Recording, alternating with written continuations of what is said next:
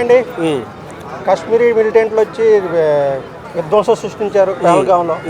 ఏంటి వాళ్ళ మీద ఎటువంటి చర్యలు తీసుకుంటే బాగుంటుందంటే ఇజ్రాయెల్ లాగా ఉండాలంటారా మన అటాక్ కూడా?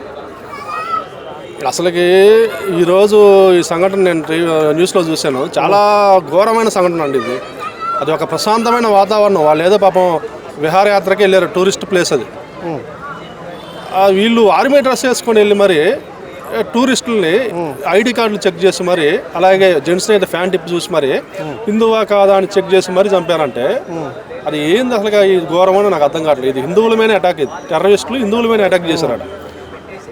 వీళ్ళని మాత్రం ఎవరైతే ఈ చర్యకి పాల్గొన్నారో వాళ్ళని నడి రోడ్డు మీద కూర్చోబెట్టి ఎన్కౌంటర్ చేయాలి. అలాగే వీళ్ళని ఉసిగలిపి పంపించిన ఏ దేశం అయితే ఉందో ఆ దేశానికి సపోర్ట్ చేసిన వాళ్ళని కూడా ఎవరిని క్షమించేది లేదు. ఈరోజు ప్రతి ఒక్కరూ దీనికి సంబంధించి ఎవరైతే వెనక ఏ దేశం వాళ్ళు ఉన్నారో వాళ్ళంతా మాకు శత్రువులు. ఈ రోజు నుంచి ఈరోజు నరేంద్ర మోడీ గారు కానీ అమిత్ షా గారు కానీ చాలా సీరియస్గా ఉన్నారు ఈ ఇష్యూ మీద. త్వరలోనే దానికి సంబంధించిన ప్రతి ఒక్కరిని పట్టుకుంటారు. దీని వెనక ఎవరున్నారో వాళ్ళని ఎవరిని వదిలిపెట్టేది లేదు. ఈరోజు నరేంద్ర మోడీ గారి నాయకత్వంలో దేశం ప్రశాంతంగా ఉంటుంది. అది వరకు జరిగిన అన్ని ఉగ్రవాద దాడులు ఇప్పుడు జరగడంలా.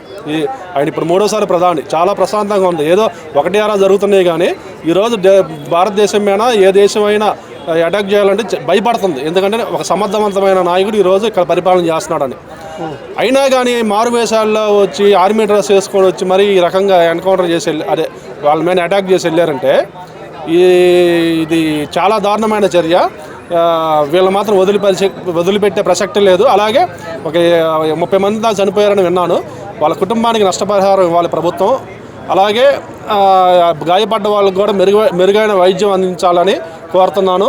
ఇలాంటి సంఘటనలు మళ్ళా జరగకుండా అక్కడున్న లోకల్ జమ్మూ కాశ్మీర్ సీఎం గారు అయితేమి, అలాగే అమిత్ షా గారు అయితేమి, నరేంద్ర మోడీ గారు అయితేమి కఠిన చర్యలు తీసుకోవాలి. ఆర్మీని ఇంకా బలపరచాలి అని నేను కోరుతున్నాను. అంటే ఇజ్రాయెల్ మీద కూడా ఇలాంటి దాడి ఒకటి జరిగితే వాళ్ళు ఏకంగా ఒక దేశాన్నే సర్వనాశనం చేస్తారు ఇజ్రాయెల్ వాళ్ళు, పాలస్తీనా లేకుండా. మనం కూడా అటువంటి దాన్ని చర్యలు తీసుకోవాలంటే అదే ఇప్పుడు అసలు ఇది ఎవరు చేశారు, ఏ దేశం వాళ్ళ పని ఉగ్రవాదులు వచ్చింది అనేది అన్ని కోణాలు ఎంక్వైరీ జరుగుతుంది. నరేంద్ర మోడీ గారు అయితే వదిలిపెట్టరు ఇలాంటి వాళ్ళని. అది ఏ దేశమైనా కావాలని చేసి ఉంటే వాళ్ళకి అదే గతి పట్టిద్దని నేను కోరుతున్నా. నరేంద్ర మోడీ గారు మ్యాక్సిమం ఏంటంటే అన్నీ ఆలోచించి చేస్తూ ఉంటారు.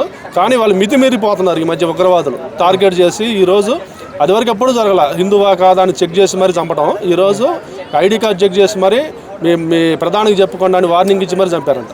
అది మరి అంత దారుణం అనేది. దాన్ని అలా చేయడానికి ధైర్యంగా చూస్తారా, పిరికి బంద చర్యలా చూస్తారు? మీరు ఆర్మీ డ్రెస్ వేసుకొని వచ్చారంటే పిరికి బందలేగా. ఇప్పుడు మామూలుగా ఎవరైనా ఏమని అనుకుంటారు, ఆర్మీ అంటే ఎవరు ఆర్మీ అనుకుంటారు. కానీ ఆర్మీ వచ్చి కాలుస్తుందంటే పాపం ఇందాక మన ఆర్మీ వెళ్తే కూడా భయపడుతున్నారంట వీళ్ళు వాళ్ళే అని. మరి ఎంత దారుణం అండి. ఒక ఇండియన్ వాళ్ళగా అది ఆర్మీ డ్రెస్ వేసుకొని వెళ్ళి వాళ్ళు చంపారంటే టూరిస్టులని. ఇది అయితే ఆర్మీ వాళ్ళు కూడా కఠినంగా ఇలాంటి ఎవరి మీద చర్యలు తీసుకోవాలి. ఆర్మీ ఇంకా దేశంలో కట్టుదిట్టం కావాలి. ఇలాంటి చర్యలు తీసుకునే చేర్చే వాళ్ళని అందరిని ముందు అసలుకి వీళ్ళు ఎవరు ఏందనేది దేశం లోపలికి ఎంటర్ అయ్యేటప్పుడు ప్రతి ఒక్కరిని చెక్ చేయాలి. లోపలికి వచ్చేటప్పుడు అనుమాన స్థితుల్లో ఎవరైనా కానీ వదిలిపెట్టేది లేదు. దీనికి సంబంధించిన ప్రతి ఒక్కరిని కఠినంగా నడి రోడ్డు మీద షూట్ చేయాలని నేను కోరుతున్నాను.